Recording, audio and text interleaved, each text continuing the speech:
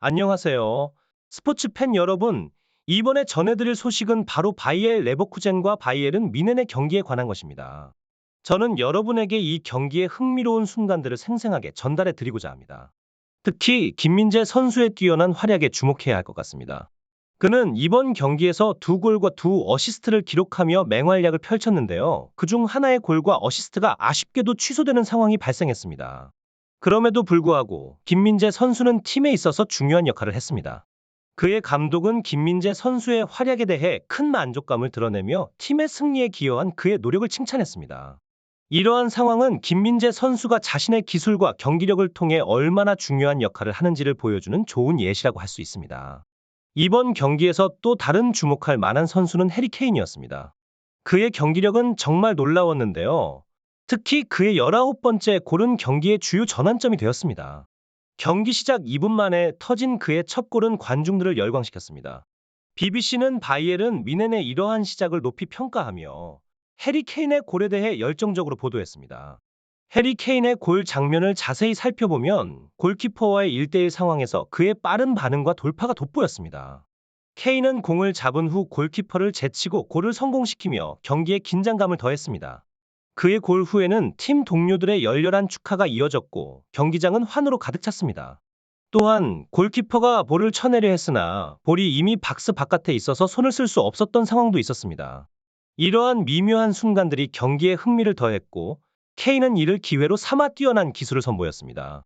그의 결정적인 골은 경기의 하이라이트 중 하나로 기록될 만큼 인상적이었습니다.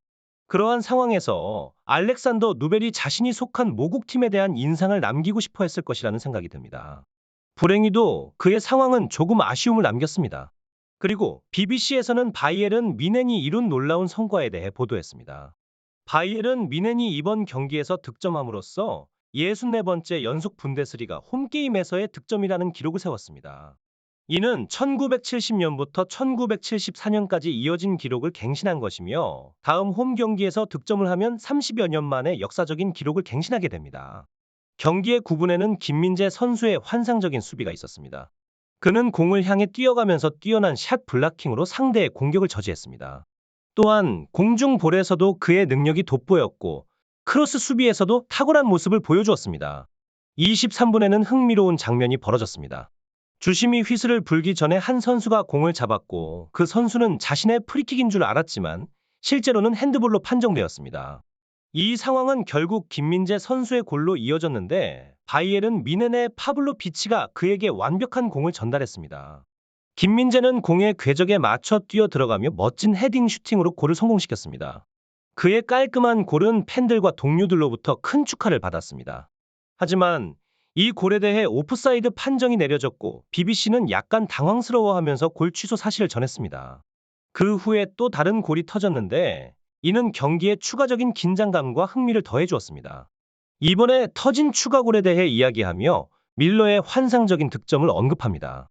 이 장면을 더 자세히 살펴보면 상대방이 걷어낸 공을 김민재 선수가 뛰어난 판단력으로 가로채 앞으로 전달했습니다. 그리고 거기에 밀러가 있었죠. 밀러는 공을 잡고 골문으로 직접 돌파해 나가 득점에 성공했습니다. 그의 득점 후에 포효하는 듯한 세리머니는 정말 멋진 장면이었습니다. 상대 수비수를 앞질러 어깨를 사용해 균형을 잡은 밀러는 결국 슈팅으로 이어가며 멋진 골을 기록했습니다. 하지만 아쉽게도 그 골은 오프사이드로 인해 취소되었습니다. 밀러가 상대 수비수보다 앞에 있었던 것이 문제였습니다. 상대 수비수가 빨리 위치를 바꾸어 오프사이드로 보이지 않았음에도 불구하고 결국 밀러의 골은 인정되지 않았습니다. 밀러의 실망스러운 표정이 그 상황을 대변했죠. BBC는 정정 보도를 통해 밀러의 오프사이드 상황을 전했습니다. 그 이후에 다시 한 번 득점이 터졌는데 이번에는 케인의 환상적인 득점이었습니다. 김민재 선수는 이번 득점에서 어시스트를 기록했죠. 54분에 크로스가 들어갔고 프리킥 상황이었습니다. 김민재 선수는 공에 먼저 머리를 대어 케인에게 공을 전달했습니다. 케인은 매우 깔끔하게 공을 처리하며 추가골을 만들어냈습니다. 김민재 선수의 높은 타점 헤딩은 인상적이었고 케인이 마무리한 장면은 코너로 정확히 빨려 들어가면서 월드 클래스급의 공격 수준을 다시 한번 보여주었습니다.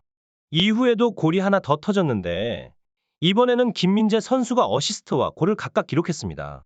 전반전에 빼앗겼던 득점을 후반전에 되찾은 것이죠. 아, 이것이 경기를 마무리할 것이다라는 말과 함께 김민재 선수는 결국 결정적인 골을 성공시켰습니다. 파블로비치의 위협적인 크로스에서 상대 선수인 앤소니에게 공을 전달했고 그 결과는 김민재 선수의 멋진 골이었습니다. 첫 번째 주요 장면은 김민재 선수가 받은 크로스였습니다. 그 순간 경기장은 숨죽인 듯 조용해졌습니다. 김민재 선수의 헤딩은 매우 정확했고 상대방 선수에게 맞고 그대로 골라인을 넘어갔습니다. 이 장면을 다양한 각도에서 분석해보면 김민재 선수의 머리와 공의 접촉이 아주 결정적이었습니다. 그의 헤딩이 상대 선수에게 맞지 않았다면 골이 되었을 것입니다. 하지만 공은 굴절되어 반대 방향으로 흘러 골키퍼를 놀라게 했습니다. 골키퍼는 결국 올바른 방향을 잡지 못하고 골을 허용했습니다. 비록 골키퍼에게는 서글픈 순간이었지만 우리는 이 멋진 골 장면을 감상할 수 있었습니다. 그 후 김민재 선수와 그의 동료들은 기쁨을 만끽했습니다. 김민재 선수의 얼굴에는 승리의 기쁨이 가득했고 투엘 감독의 눈웃음도 그 기쁨을 더욱 배가시켰습니다. 이 장면은 모든 이들에게 감동을 주었습니다. 후반전에는 추가적인 서프라이즈가 기다리고 있었습니다. 정우영 선수 등번호 10번을 달고 그라운드에 등장한 그는 짧은 시간이었지만 매우 인상적인 활약을 펼쳤습니다. 경기의 최종 결과는 바이에른 뮌헨의 압도적인 승리로 마무리되었습니다. 그들은 무려 2.87의 예상 득점률을 기록하며 3개의 골을 성공시켰습니다. 반면 슈투트가르트는 0.18의 득점률로 고전하며 경기를 마쳤습니다. 결국 경기는 3대 0으로 종료되었고 케인과 주드 벨링엄과 같은 영국 선수들의 활약도 빼놓을 수 없었습니다. 케인은 바이에른 뮌헨에서 골을 기록했고 벨링엄은 레알 마드리드에서 뛰어난 모습을 보여주었습니다. 현재 축구 팬들 사이에서는 세계 최고의 선수로 주목받고 있는 두 명, 주드 링과 케인에 대한 이야기가 화제입니다. 이들 두 선수의 활약은 축구의 종주국인 영국으로서는 다소 복잡한 감정을 불러일으키고 있습니다. 한 명은 독일에서 다른 한 명은 스페인에서 뛰고 있기 때문이죠. 이런 상황에서 BBC를 보며 느껴지는 씁쓸함은 축구 종주국으로서의 자부심과 해외에서 활약하는 선수들에 대한 복잡한 감정에서 비롯된 것 같습니다. 그런가 하면 김민재 선수와 이강인 선수에 대한 소식도 전해드리겠습니다. 최근 PSG와 릴의 경기는 1대1로 비겼습니다. 음바페 선수가 페널티킥으로 골을 넣었지만 후반 막판 상대 팀에게 동점골을 허용하며 경기는 무승부로 마무리되었습니다. 하지만 김민재 선수가 속한 바이에른 뮌헨은 매우 강력한 모습을 보여주었습니다. 팀은 3골을 넣었고 그중 2골에 김민재 선수가 직접 관여하며 뛰어난 경기력을 선보였습니다.